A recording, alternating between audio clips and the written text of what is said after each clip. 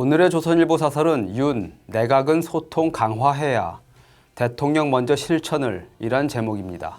윤석열 대통령이 어제 한덕수 국무총리와 주례회동을 갖고 의료계를 비롯한 사회 각계와 더욱 긴밀히 소통해달라는 지시를 내각에 내렸습니다. 의대 증원 문제를 놓고 의료계와 한치의 양보 없이 맞서던 윤 대통령은 의대 교수들의 집단 사직서 제출을 하루 앞둔 전날에도 의료인과의 건설적 대화를 주문했습니다.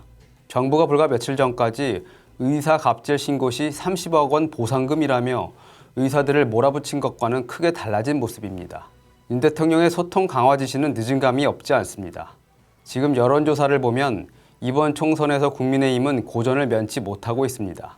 정치권과 전문가들 사이에서 여당의 고전은 여당 자체의 문제라기보다는 윤 대통령의 소통 부족에서 비롯된 측면이 크다는데 별 이견이 없습니다.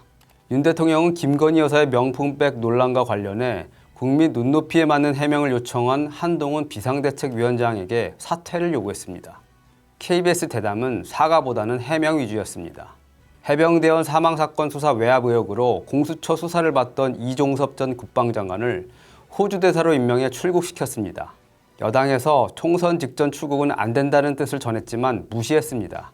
핵칼 테러 발언으로 논란을 빚은 황상무 전 수석에 대한 사퇴 요구도 한동안 거부했습니다. 민심이 크게 악화한 뒤에야 황 전 수석 사표를 수리하고 이 대사를 불러들였습니다. 이 과정에서 윤 대통령은 대통령실 참모들과도 제대로 소통하지 않았다고 합니다. 윤 대통령과 국민의힘이 당면한 문제들 가운데 해결할 수 없는 사안은 없었습니다. 윤 대통령이 마음을 열고 국민 목소리에 귀를 기울였다면 애초에 문제가 되지도 않았을 수 있습니다.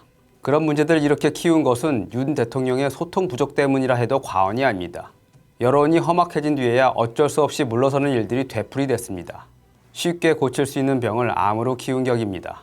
많은 국민이 윤 대통령을 민심에 귀 기울이지 않고 소통하지 않는 지도자로 여기는 것도 무리가 아닙니다. 윤 대통령이 늦게나마 소통을 강조한 것은 다행입니다. 총선 결과가 어떻게 되든 윤석열 정부는 앞으로 3년을 더 일해야 합니다. 국정은 국민 지지 없이는 불가능합니다. 지금이라도 윤 대통령이 달라진 모습을 보여줬으면 합니다. 오늘의 조선일보 사설이었습니다.